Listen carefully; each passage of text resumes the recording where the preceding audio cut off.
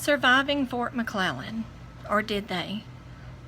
In dramatic war movies, there is frequently a scene in which a soldier fights valiantly in firefight, gets back to safety and with his buddies.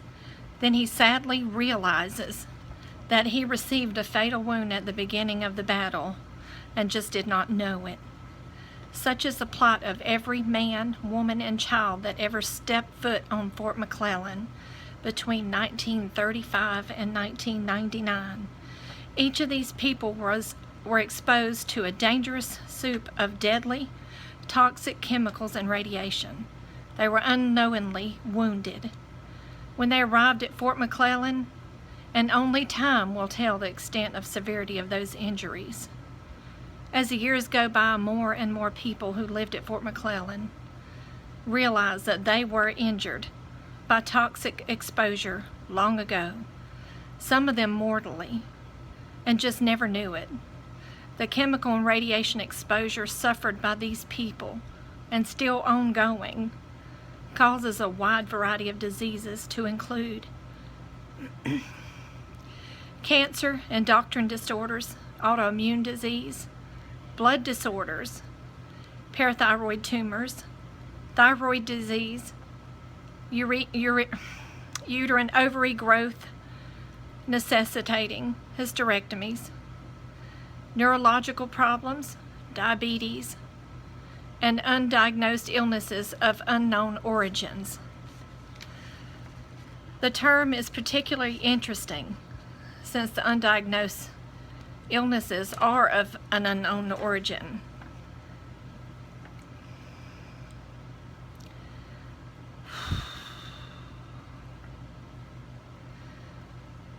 So many are sick and dying,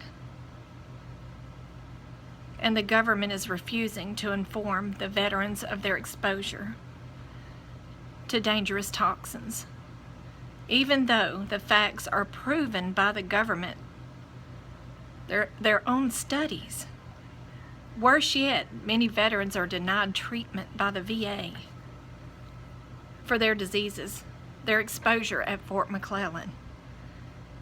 And so many end up taking their lives unnecessarily. Fort McClellan was so contaminated that the combination of those toxins has never before been seen in history.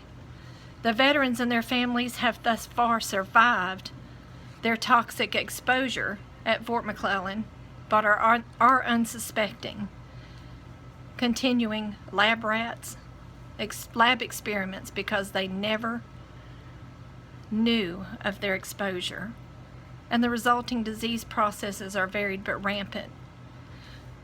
You ask, how bad was the exposure? Fort McClellan had radiation levels that exceeded the acceptable limits of SR90, CO60, and CS137, and not by small amounts.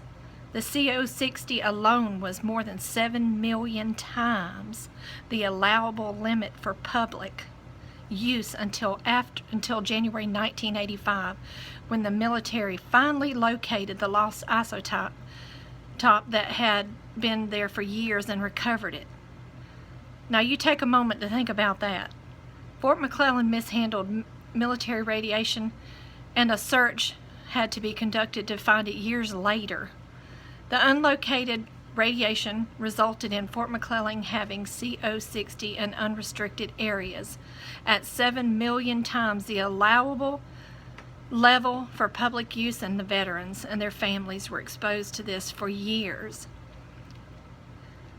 Upon this fact coming to light, the military did not notify the veterans and their families of their exposure, nor did they provide medical testing or decontamination procedures.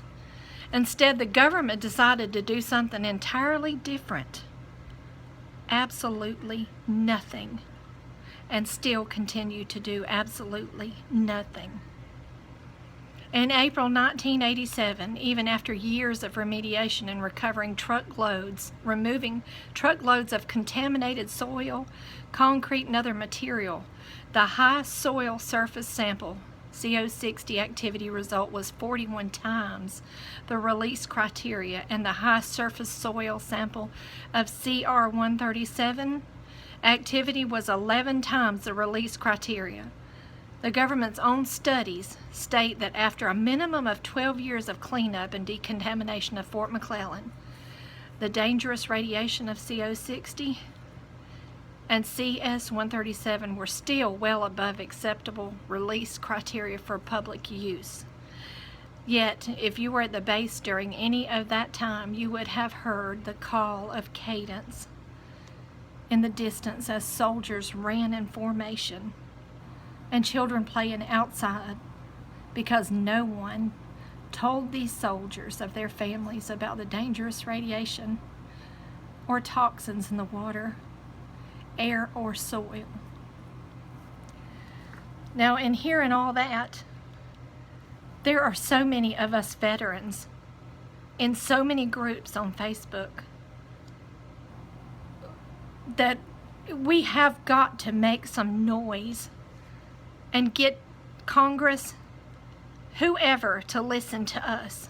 We have got to get our bill passed in Congress. We have got to stand up and do something. I'm not just going to sit around and wait to die. I'm sorry, I'm not. I've got grandchildren and 2 grown kids that have suffered with cancer, blood clots, hysterectomy, leukemia, heart problems, and I have 32 health conditions, and a lung disease is one of them. There's not a day that don't go by that I don't cry for you, all of you, and myself, and my children, my grandchildren, and our future. So many of us have already died at very young ages, and it just literally breaks my heart. I beg and plead with you to please share this video, get it out to everyone that you can get to listen to it, and please make your own stories. Get those videos out there, post them on YouTube, Twitter, Facebook, send them to Congress. Wherever you can send them, get them out there, and let's get heard. Enough is enough. I am going to fight until my last breath.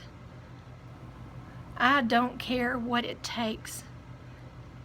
Enough is enough. I love you all. God bless you. And if you ever need me, you know where I'm at on Facebook. And if you need a Fort McClellan care package, send me an email at Lisa Jo Sarro, SARRO, the number 3 at gmail.com, or on Facebook, I'm under Lisa Jo Sarro, and my group on Facebook, if you would like to join, is the Toxic Veterans from Fort McClellan. I appreciate all of you and all your hard work. Let's get the word out and make this happen. Thank you. I love you all.